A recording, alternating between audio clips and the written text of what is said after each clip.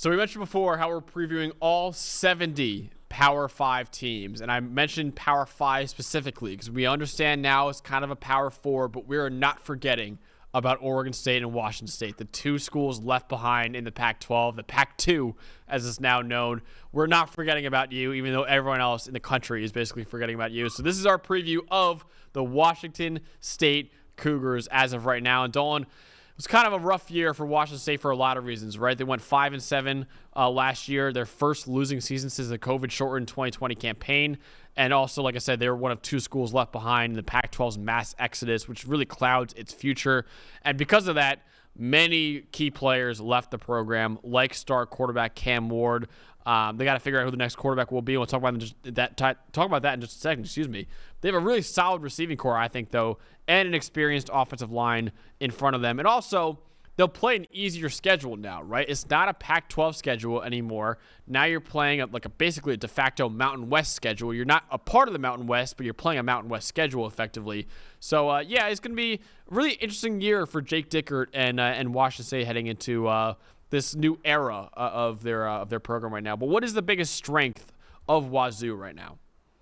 Look, they have weapons to work with, right? Last year they had weapons to work with, and their offensive line was really the thing that kind of let them down. And they lost some guys, but you still look at the crew that they have coming back, and it's a pretty good crew to work with if you're a new starting quarterback coming in there. You've got Kyle Williams as the best receiver they have coming back. Guys like Carlos Hernandez, an Oregon transfer, Chris Hudson at receiver also, and even Cooper Mathers at tight end. Like, there are some legitimate weapons in their passing game that they can continue to work with no matter who their quarterback is. We'll find out maybe even right before week one starts who that may be, but they certainly have some solid guys to throw to.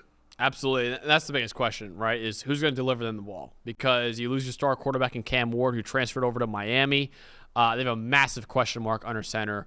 Redshirt sophomore John Mateer is projected to take over, and we'll talk about him in just a second.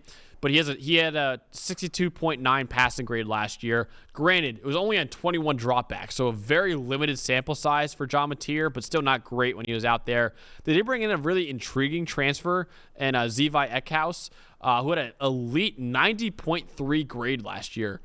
But again, that came at an FCS school in Bryan. So how does that look moving up to the FBS level? So really intriguing quarterback battle for Washington State, Dalton. But tell me more about John Mateer as of right now, who's projected to be the starting quarterback for the Cougars next year. Yeah, like you mentioned, we haven't seen him a whole lot, and if and when he makes a start this year, it'll actually be his first career start. We saw him a little bit last year, and from the little bit we saw, what I think is that he's comfortable making quick decisions in this offense, because that's what it's really about. It's about, when Cam Ward was succeeding, it was about quick decisions, whether it was working the ball downfield or even in the quick game. That's what Jake Dickert wants out of his quarterbacks, is like, let's get the ball out, let's get it to this group of playmakers that we have. And it looks like, at least in the fundamental concepts of this offense, Mateer is really comfortable doing that. Now, it's 20-something, 21, 22 dropbacks. So do we really know how comfortable he is in the grand scheme of things?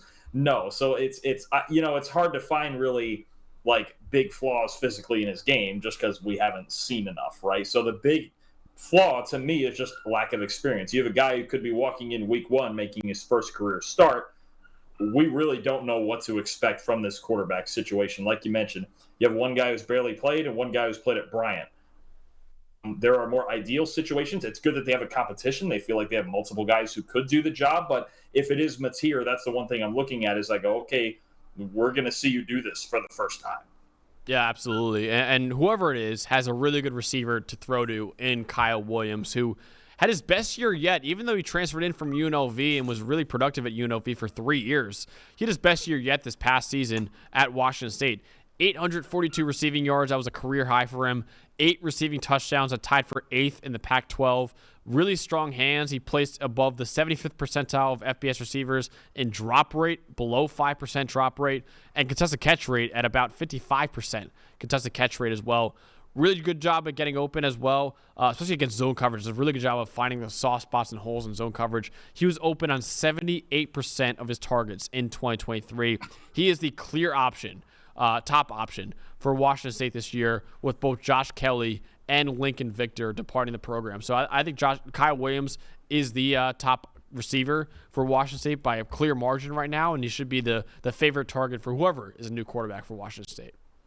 Oh, for sure. And look, Washington State, they've built this team to pass and stop the pass. And it helps to have a really good cover linebacker like Tariq Alukta, who was a redshirt freshman last year, put up an 83.2 coverage grade, top 20 among all linebackers in the country. Got an upcoming sophomore who's one of the best cover linebackers in the country. Got to work on himself in the run game just a little bit, get a little more physical. But as a freshman, you know what? This is a good start to get off to, man. And if you're going to base your front seven around a guy, especially when you're trying to tilt it towards coverage, Alukta's a really, really good guy to build around.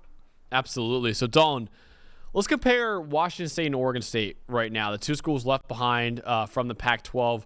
What are your expectations? They have the same win total on FanDuel. Excuse me. They both have a 7.5 win total on FanDuel. What are your expectations for the Cougars as they move into this era as kind of a Mountain West team, but not really? What do you think for the Cougars next year? The contrast in these two teams was really apparent last year because you had a team in Oregon State based on, their work in the trenches, and Washington State based on the weapons in the passing game. Now, Oregon State was better last year. A lot of times teams in the trenches, when they get in a groove, they get going. But I believe Washington State beat Oregon State head-to-head last year because of those weapons. Now, it's not the exact same crew, and obviously it's not Cam Ward, but this receiving core gives me some hope that they could at least come out here and put up some points, right? They even lost some guys on defense like Jaden Hicks and Chow Smith-Wade, right?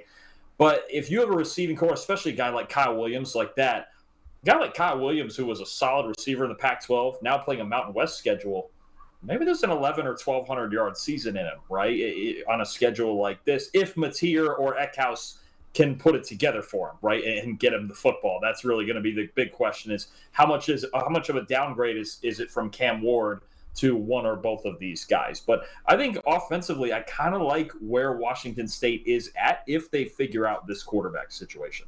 Yeah, it's weird because Oregon State was a much better team last year, even though Washington State beat them head-to-head. You're right, 38-35 was the final of that game. But Oregon State overall was a better team. But I feel a little bit better about Washington State, man, because they have a returning head coach, which Oregon State does not. So you bring back Jake Deckert as your head coach. And the roster wasn't completely torn to shreds, right? We mentioned before, Oregon State lost, of their 26 players that played 300 snaps last year, they lost 22 of them. Washington State brought back a lot more of their production from last year, so I feel a little bit better about them. And I think a bowl game should be expected for Wazoo next year as they face a Mountain West schedule right now. So I'm a little bit higher on the Cougars than I am on the Beavers right now, but it'll be really interesting to see who comes out on top as Pac-2 champions between those two schools in the Pac-12 conference. That's what we got for our preview of the Washington State Cougars heading into the 2024 season. Hey, thanks for watching the PFF College Football Show. Before I let you go, though, we have an unbelievable deal for you guys right now. If you use the code CFB25, you get 25% off your PFF Plus annual subscription. We've got the 2024 College Football Preview Guide that you can find over at pff.com, featuring the best players in the country from all 70 Power 5 teams, plus 10 Group of 5 teams that have the best chance at making the college football playoff as well. You can also gain access to NCAA premium stats for historical games, teams, and player tracking dating all the way back to 2014, so the last decade or so of college football. All the stats you can hope for, you can find in PFF Premium as well. Also, you can be the GM of your favorite NFL team with our unbelievable mock draft simulator where you can draft up to 7 rounds of players for your NFL team. And if you want to dominate your fantasy league, you can do that as well using the best fantasy tools on the planet. All of that and more with your PFF Plus annual subscription, which you can find for 25% off right now with the code you can find in the description. Or if you want to go to subscribe.pff.com and use the code CFB25 at checkout. Again, you get 25% off your PFF Plus subscription. This won't last forever, so make sure you take advantage of it right now.